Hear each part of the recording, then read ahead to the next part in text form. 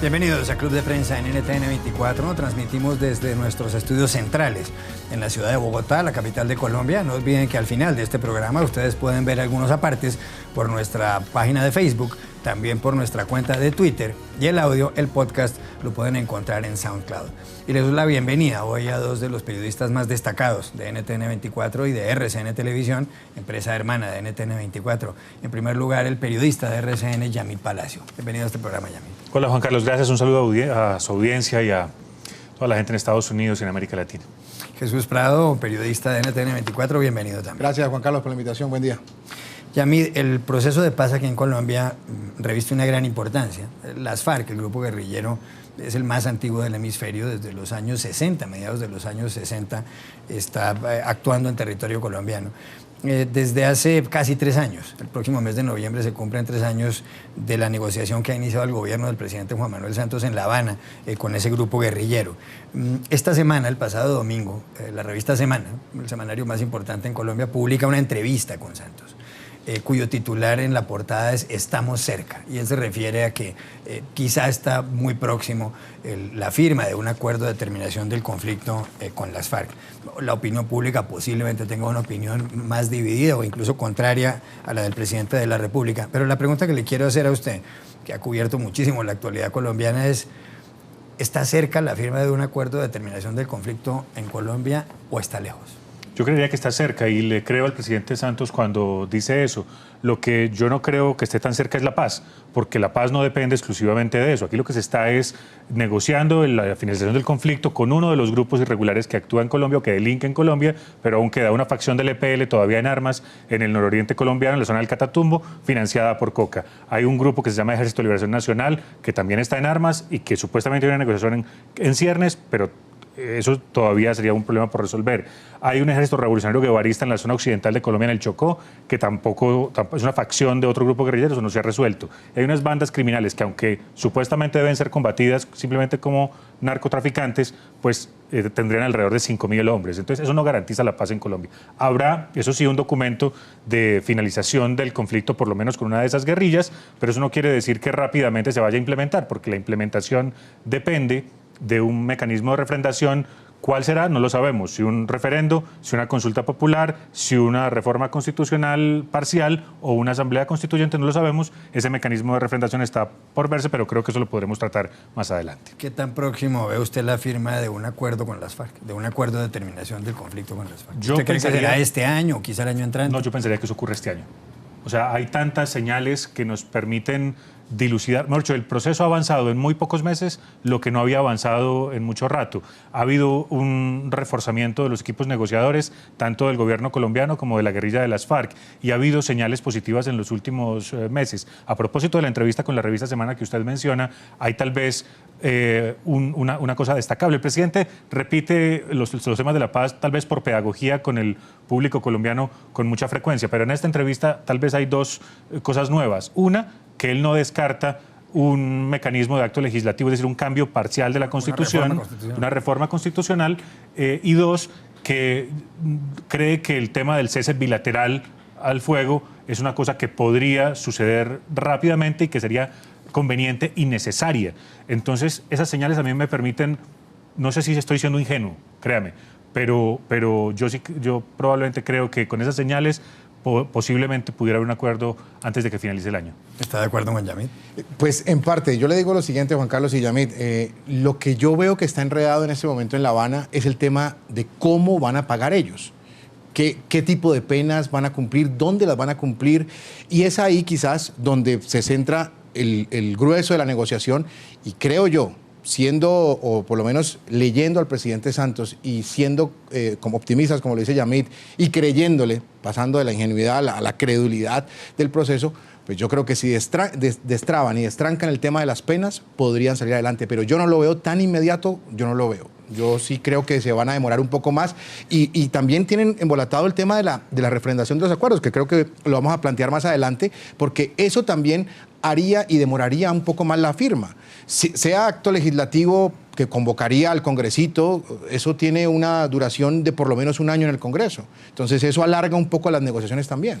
Justamente quería preguntarle, Jesús, sobre ese asunto del mecanismo de refrendación y ahora se lo pregunto a Yamil, porque para algunas personas tiene que haber una especie de referendo o consulta popular donde los ciudadanos voten. Eso lo ha dicho el presidente de la República desde el principio. Fue un compromiso de él, que el pueblo colombiano tendría que validar lo que se negocia en La Habana. Exactamente. Pero en esta entrevista el presidente de la República plantea un congresito. Es decir, si se llegan a firmar unos acuerdos, se crearía una especie de órgano legislativo donde tomarían parte temporalmente algunos miembros del Senado, de la Cámara de Representantes y de las FARC también. Exacto. Lo que pasa es que para hacer eso habría que hacer una reforma constitucional, o lo que llama usted un acto legislativo, y eso requiere una serie de trámites, no solamente en el Senado, sino en la Cámara de Representantes, que puede llegar a tomar un año. ¿Cuál cree usted que va a ser el mecanismo de refrendación?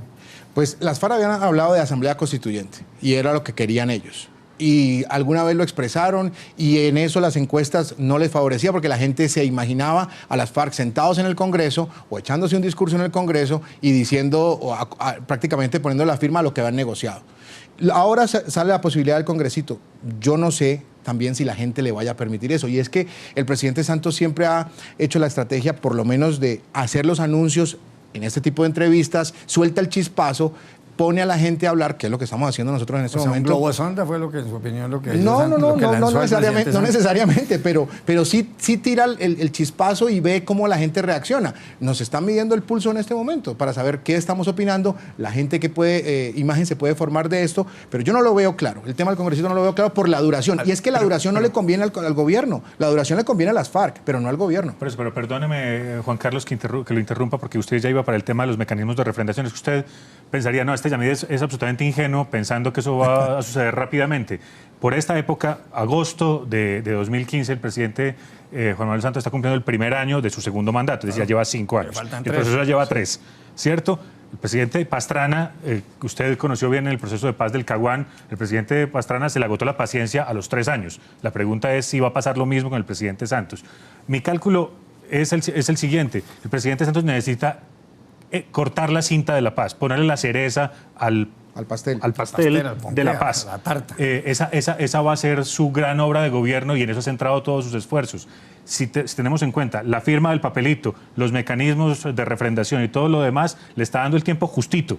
Entonces, probablemente al final en la mesa, el presidente Santos lo que tendrá que decirles a las FARC es, señores, se nos está agotando el tiempo y yo no me puedo quedar esperando eternamente. Es el momento justo para que el presidente Santos o muestre resultados o se baje del bus y utilice la estrategia contraria. Pero eso va a pasar, ¿sabe por qué? Porque es que él le puso los 4 meses. Acuérdese que él les dijo, en 4 meses revisamos y hacemos una evaluación. Eso va a pasar. Es decir, este noviembre. Exactamente, ahí se cumplen los 4 meses. Una última pregunta para el final de este segmento del programa. El presidente Santos y algunas personas han llegado a mencionar, sobre todo del entorno del presidente, que podría convocarse a los ciudadanos para las elecciones municipales y regionales del próximo 25 de octubre, para que allí se votara mediante otra papeleta un respaldo o no al presidente Santos para que él tome unas medidas que permitan agilizar el proceso de paz. ¿Usted cree que eso se puede producir? Porque faltan muy pocas semanas realmente y también habría que hacer una cantidad de trámites para que una iniciativa de esas características se pusiera en marcha. No va a ocurrir porque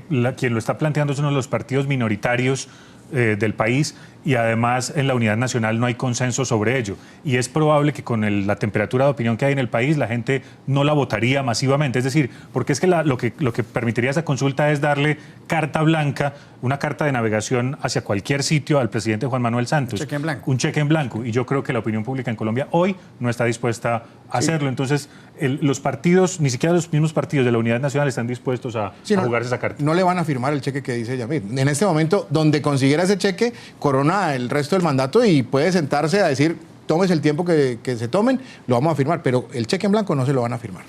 Ya regresamos a Club de Prensa. Volvemos a Club de Prensa en NTN 24 desde nuestros estudios centrales en Bogotá. Jesús, hay 2 asuntos en la agenda de negociación con las FARC que están pendientes, que para muchas personas son los más importantes. El primero, y se ha repetido muchas veces, es si los señores de las FARC van a comparecer ante la justicia. Muchos de ellos, esto es una guerrilla que puede tener alrededor de 8.000 hombres, muchos de ellos han sido culpables y están incluso acusados por la justicia colombiana de delitos graves. Y no se sabe muy bien si lo que va a pasar es que van a pagar esto con penas privativas de la libertad o no. Hasta este momento las FARC no han dado muestras, salvo una o dos respuestas de algunos de sus voceros, de que están dispuestos a comparecer ante la justicia. Pero el problema es que habría que tener penas alternativas. Así es. Por una parte porque pues ellos, nadie, como ha dicho Antonio Navarro, un exguerrillero que ha sido alcalde y hoy en día senador de la República, nadie se va a bajar del monte de pegar tiros para venir a que lo metan a la cárcel en una ciudad. El problema está en que los de las FARC en términos generales quieren una amnistía, quieren un perdón absoluto y eso no se puede, sobre todo desde que entró en vigor el Tratado de Roma y se creó la Corte Penal Internacional. Los delitos graves tienen que ser castigados por la justicia de un país o de lo contrario se activará automáticamente la justicia internacional. Así es. ¿Qué puede ocurrir aquí? Porque el presidente Santos ha dicho que no habrá impunidad, pero los de las FARC parece que no le hacen caso. ¿Qué cree usted que va a pasar? Porque si no se resuelve ese problema, y lo ha dicho el propio presidente, pues el camino va a terminar truncado. Y a esa presentación suya, Juan Carlos, agréguele que cuando le preguntan en la revista Semana, colonias agrícolas y no una cárcel, él responde, puede ser, no serán barrotes ni pijamas de rayas. Dice, eso no creo que sea factible ni posible. Así que ahí está la respuesta. Pero creo que tienen razón. Es que además graduarlos de héroes, es decir, ¿cuánta bulla ha hecho Abimael Guzmán en Perú de cuenta de su pijama de rayas? Sí. Es decir, se ha convertido en un personaje perfectamente vigente, a pesar de que fue derrotado por las fuerzas oficiales, fue llevado a la cárcel, fue procesado y sin embargo hoy posa de víctima. Yo no creo que el gobierno colombiano quiera a su contradictor tenerlo en esas circunstancias, sino darle unas ciertas garantías para que participe en política. Pero sabe, Yamit y Juan Carlos, yo sí creo que la gente en Colombia quiere, no sé si sea un año o sean dos, como le dije ayer en el programa con usted, o sean 10 años, pero sí quiere que por lo menos estén en la cárcel. Pero eso sería aplicar un doble rasero, porque es que a los paramilitares les, digamos, la gran duda hoy sobre el proceso con los paramilitares es que hubo una gran dosis de impunidad. Efectivamente, algunos de ellos estuvieron en la cárcel, pero fueron muy poquitos. Entonces, yo no creo que ahora... Pero muchos están extraditados. Muchos están extraditados, pero por delitos de narcotráfico, no por los grandes delitos que cometieron. Que es lo que tienen en Estados Unidos, narcotráfico. No tienen lo de acá, las desapariciones, no. Pero ¿cree usted que mientras que los de las FARC no acepten someterse a la justicia o no acepten penas privativas de la libertad, bien puede ser en una colonia agrícola, el proceso puede seguir? Yo sí creo que va a seguir. Lo que pasa es que estamos en un asunto puramente semántico.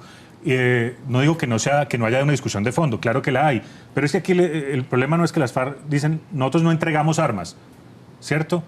Nosotros no. Es que ellos dicen dejación de armas. Ellos dicen dejación de armas. Exacto. No se le entregamos al Estado que ha sido nuestro enemigo histórico, sino que las ponemos en manos de un tercero, las mandamos fundir. Pero sí son dos puntos diferentes, Yamit. Pero perdóneme. Sí. Eso en cuestión de armas. Lo mismo con el tema de las penas. Es nosotros estamos dispuestos a asumir nuestras responsabilidades por no pagar cárcel. A pagar cárcel en el sentido tradicional de estos hechos. Y tampoco creen que los máximos responsables, que es la teoría de la Fiscalía, que son los máximos responsables, los comandantes, los que tienen que ir a la cárcel, la guerrilla dice que no, porque esos son los que supuestamente serían elegibles. Entonces, cuando digo que es un asunto semántico es... La oposición y mucha gente en Colombia pide justicia. La guerrilla dice, sí, justicia sí, cárcel no. Es que y hay mecanismos en la justicia transicional, múltiples mecanismos. La justicia puede ser en parte decir la verdad. Lo que pasa es que ¿no será que la sociedad sí exige una pena privativa de la libertad, así sea en una finca? Claro, pero ahí es por donde la respuesta del presidente cobra sentido. Puede ser en una colonia agrícola, puede ser haciendo un trabajo social. Eso es lo que hoy está previsto en la legislación de la justicia del marco jurídico para la paz, que las FARC dicen que no aceptan. Pero no aceptan no porque al final no se vayan a coger, creo yo, sino porque ellos en la mesa asumen posiciones maximalistas para al final ceder alguna cosita. Claro. Primero dicen que no, después dicen que tal vez y al final dicen sí. Ese punto que pone Yamid es muy importante en cuanto a las armas, Juan Carlos. Una cosa es la dejación de armas, como lo dicen ellos, y otra es la entrega de las armas. Y usted sabe que mucha gente está pendiente únicamente de eso. Y en la oposición le han estado precisamente haciendo seguimiento a que eso se cumpla como entrega de armas, no como dejación de armas. Si dejan las armas en el sentido de dárselas, por ejemplo, a una comisión internacional, a un tercer país para que las vigile en territorio colombiano, ¿no es eso suficiente? Pero tendría que ir legado de la mano de un mecanismo de verificación, en un sitio de una concentración, y que es lo que ha pedido la oposición, que se concentren, que entreguen las armas, que estén ahí. Yo eso no lo veo tan claro. O por lo menos que ellos lo acepten. Cualquier salida que ellos busca hacer, como en cualquier conflicto del mundo, una salida en la que esta parte que se enfrentó al Estado tenga una salida digna. Eso sucedió en Centroamérica, sucedió en Sudáfrica, sucedió en Irlanda. La guerrilla como exactamente, sino simplemente nosotros decidimos regresar a la civilidad y participar en la democracia y continuar esta lucha por unas ideologías, y es que todavía la tienen, ya no con las armas, sino por los votos. Pero no creo que en el fondo estén negándose a que haya... Cada vez han ido moderando el lenguaje hasta empezar a admitir que sí va a haber algo de justicia contra ellos. No quieren rendición, como no quieren ningún combatiente. Exacto. No van a rendir. Ya regresamos al Club de Prensa. Volvemos al Club de Prensa en NTN 24 desde nuestros estudios en Bogotá, haciendo un análisis sobre el proceso de paz en Colombia, el que tiene lugar entre el gobierno del presidente Juan Manuel Santos y las FARC, el grupo guerrillero más antiguo del hemisferio occidental. Hay un tema, Yamid, que llama muchísimo la atención y tiene que ver con la pérdida de credibilidad del presidente Santos.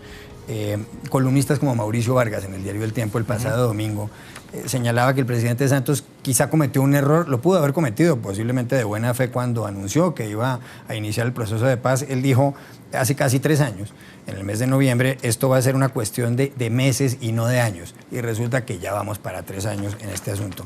Recientemente pasó lo de algunas aeronaves colombianas que han sufrido accidentes, ha habido muertos. La información que da el Ministerio de Defensa es un poco confusa, después la aclara y demás. En las últimas encuestas, por ejemplo, la que hizo la Gran Alianza de Medios, es decir, RCN Televisión, RCN La Radio, la FM de RCN y la revista Semana, muchas de ellas empresas hermanas de NTN 24 como son las de RCN, la popularidad de Santos está en el 29%, la falta de apoyo es del 70%. Cuando uno lee cosas como las que dice Santos en la entrevista de la revista Semana, como estamos cerca de la paz, ¿no será que eso contribuye a la incredulidad de los colombianos? ¿No será que el gobierno puede haber perdido la credibilidad de una manera ya prácticamente irreversible, a menos que firme un acuerdo de paz que a la gente le entusiasme? 2 cosas antes de decirle eso. Hay una correlación entre la popularidad del presidente Santos y la popularidad del proceso. O sea, más o menos 1/3 de la población ha sido constante en el apoyo al proceso de paz, y el presidente Santos, en el punto más bajo de desaprobación, ha estado en 20 y pico %. Sí, Es decir, está en su promedio. Sí. Entonces, lo que tengo que decir al respecto es que a mí en particular no me preocupa para nada la popularidad del presidente. Lo que me preocupa es la popularidad del proceso. Porque sin legitimidad política es muy difícil lograr la refrendación del mecanismo, del papelito. El presidente Santos tiene hoy un grave problema y es ese desprestigio, pero él dice, yo no tengo problema en jugarme mi capital político, mucho o poquito, en este proceso. Lo dijo en Oslo, yo se lo escuché de viva voz en el Instituto para la Paz en Oslo. Pero el problema de esto es que el presidente Santos ha jugado todo su mandato, toda su gestión a un solo tema, a la paz, ¿cierto? Aunque podría mostrar algunos logros en infraestructura, aunque podría mostrar algunos logros en vivienda, en fin. En educación. Yo le quiero simplemente contar a Jesús y a Juan Carlos una anécdota. Yo, en los últimos 15 días, visité 5 grandes ciudades de la costa caribe colombiana y del nororiente del país. Y en el último año estaba en por lo menos 50 municipios de Colombia. Para esas personas en Colombia, la paz no es La Habana. La paz es que no lo maten por robarle el celular. La paz es conseguir trabajo por la mañana. La paz es que no le echen ácido en temas de violencia, sí. Digamos, de la seguridad local. Que no le quemen el rostro a alguien con ácido sulfúrico, ese tipo de cosas de esas. El conflicto se ve como algo por allá muy distante en zonas de frontera del país, pero el 80% de los colombianos que vive en las ciudades pues siente el conflicto muy lejano y por eso no lo considera una prioridad. El problema del gobierno es que cualquier tema lo conecta con la paz, cuando en realidad la gente tiene otras prioridades en su día a día. Por eso es que el discurso oficial no se conecta con lo que la gente necesita. Al no conectarse, lo que está en juego no es más que la popularidad del presidente Santos, es la credibilidad del proceso y la refrendación del proceso. ¿Y usted cree que puede recuperar el presidente la credibilidad en el proceso? Sí. Pero no depende de él. Exacto. El problema es que está amarrado a lo que sucede en La Habana. Es decir, de alguna manera depende de que las FARC sean. Depende de las FARC. Sí. Y las FARC lo saben, Ahora, el ejercicio que acaba de hacer Yamid me parece muy interesante porque eso confirma que Santos está estancado y no tiene cómo salir. Yamid lo decía al principio de la intervención, de esta última intervención de él, ha estado siempre en el 20, siempre es, digamos, 6 meses atrás. seis meses salvo atrás. en la época de elecciones donde el país se polarizó y casi que estaba 50-50. Exacto, 40 y 50 alcanzó a estar, pero está estancado. Y ahora el problema es, si las FARC saben que él está estancado, saben que tienen cómo seguir imponiendo sus condiciones y sus reglas de juego en La Habana, Juan Carlos. Pero no, eso es partiendo del supuesto de que las FARC son estúpidas. Y yo creo que no son del todo estúpidas. Es decir, hacen estupideces y hacen atentados y afectan a la población civil y violan los derechos humanos y cometen delitos de lesa humanidad, pero saben que hay un cuarto de hora histórico para negociar esto. Y que el presidente Santos en cualquier momento se los dice cada 15 días, no tendría problema en bajarse del bus, le quedan 3 años. O sea, este infierno no se lo va a soportar el presidente 3 años más, sino que en cualquier momento es capaz de bajarse del bus y usar otra estrategia. Pero fíjese usted lo curioso, en la entrevista con la revista Semana, el presidente Santos revela que el jefe negociador del gobierno, Humberto de la Calle, exministro del Interior y ex embajador y ex vicepresidente, se ha reunido cara a cara en La Habana con Timochenko, alias Timochenko. Aquí la oposición es un montón de bulla con eso. Digamos, eso es una cosa que parece natural. normal. Hombre, es normal que si uno está negociando la paz se vea con el jefe del enemigo, es normal. El problema es cómo pero decirlo. Quizá lo que pasa es que como ha perdido credibilidad el gobierno, la gente se pone a pensar, ¿por qué no nos contaron antes? No tenía por qué contar antes. Todo lo han dosificado. Pero entonces, como la cosa funciona así, la gente definitivamente no cree. ¿No será que esto es cada vez peor hasta que firmen un papelito, como dice usted? Es que el problema es que no saben decir las cosas. Digo yo, tienen que hacerlo distinto, porque la gente lee la entrevista de Semana y se entera, por autorización del presidente, viajó y se reunió con Timochenko en 2 ocasiones. El hermano del presidente también se reunió con Timochenko. ¿Por qué no lo dice el presidente? ¿Por qué no lo dice el presidente? He autorizado a Humberto de la Calle para que busque a Timochenko y avance en tal punto. El tema del gobierno es que se desdice en varios momentos. Empezamos hablando de que el proceso iba a ser de meses y no años, y vamos en años. Empezamos hablando de que el proceso iba a ser refrendado por los ciudadanos y ahora, bueno, no sabemos si va a ser refrendado por los ciudadanos o por una constituyente. Al principio se dijo, cese bilateral no, y ahora, hombre, parece que es necesario... Es decir, una tregua que los dos dejen de disparar. Ese cambio de discurso, la gente lo ve como una incoherencia y es comprensible que la gente lo vea como una incoherencia, pero lo que la gente tiene que reconocer es que usted no puede asumir la misma posición dura del principio si ve que en la mesa está pasando cosas que a usted lo ilusionan y cosas que a usted le hacen pensar que efectivamente el papelito se puede firmar. Es decir, yo creo que hay una explicación para que haya habido discreción, dosificación de la información y no niego lo que dice Jesús, que ha habido un problema en la estrategia de comunicación. Claro que lo ha habido, pero póngase usted en el lugar de un presidente que necesita mantener a la gente unida en torno a un propósito que debería ser de todo el mundo. Y para allá vamos con el ELN también, porque acuérdese que un pedazo de la revista Semana le preguntan por lo del ELN y él dice, estamos en fase exploratoria, total confidencialidad en ese momento. Sí, errores de comunicación puede haber, pero yo no creo que sean de mala fe. No debería haber más, por ejemplo, ruedas de prensa, que hay pocas con respecto al proceso de paz. Sí, y eso sucede, desde el día 1, eso sucede desde el día 1, desde noviembre de 2012, cuando ocurrió la primera ronda de negociación en La Habana, a la que yo tuve la oportunidad de asistir. Y cuando nos parábamos todos a las 7 de la mañana en el centro de convenciones de La Habana o en el hotel donde se hospedan las delegaciones, entonces uno decía, y esto va a ser el show de todos los días. Las FARC van y leen un comunicado, echan su cuento y el gobierno, rueda de prensa, y el gobierno silencioso. Entonces ha habido un error de comunicación desde el principio. Ahora crearon en Twitter un mecanismo que se llama como mitos y realidades de las FARC y del proceso de paz con las FARC. Y uno en Twitter supuestamente puede interactuar y le contestan. Pero yo no sé hasta qué punto el campesino, como lo dice Yamit, que recorrió todos estos municipios, pues tenga acceso al Twitter y pueda hacerle una pregunta al presidente para saber en realidad qué es lo que está pasando. La estrategia de comunicación está muy enfocada en que los validadores de opinión, los legitimadores de opinión, cambien de opinión y no en que los directamente afectados por el conflicto entiendan que eso los va a beneficiar de algún modo. No se enfada mucho el gobierno cuando se ve cuestionado.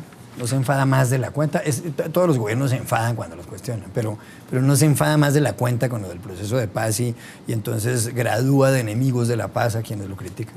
Pero yo creo que eso está cambiando. Yo creo que eso puede estar mirándose desde otra perspectiva en este momento y el gobierno ha sido consciente de eso. Yo creo que de lo que ha dicho Yamit también, el tema de la comunicación, tiene que tratar de hacer un giro en el manejo de las comunicaciones. Eso sucedió en algún momento, pero sobre todo cuando estábamos más cerquita de la campaña electoral, cuando el tema de la paz se convirtió en un asunto de votación y de oposición, unidad nacional. Hoy creo que el gobierno está entendiendo que los que tenemos alguna duda o alguna crítica al proceso no lo hacemos de mala fe. De mala fe, ni para tirarnos del proceso de paz, sino para que eso salga mejor. Yo creo que particularmente el presidente ha cambiado de tono y me parece realmente brillante siempre todo lo que dice Humberto de la Calle, que es el jefe negociador, y el doctor Sergio Jaramillo, que es el alto comisionado para la paz. Es decir, si yo como ciudadano y como analista político, y si me perdona el atrevimiento, sigo creyendo en esto todavía, es porque esas dos personas son absolutamente capaces, brillantes y honestas. Mucha gente piensa eso, es cierto, y ojalá todo resulte bien. Gracias por adelante. No, que se me ha quedado lo de Luis Fernando Velasco, que lo comentamos ayer. Desde presidente del Congreso. Sí, el presidente del Congreso está insistiendo en algunos temas que le favorecerían al presidente Santos. Uno, hablar del tema de repatriar a Simón Trinidad. Y dos, que ha dicho que bien sean o que bienvenidos sean los encuentros que sabe que hacer con Timochenko.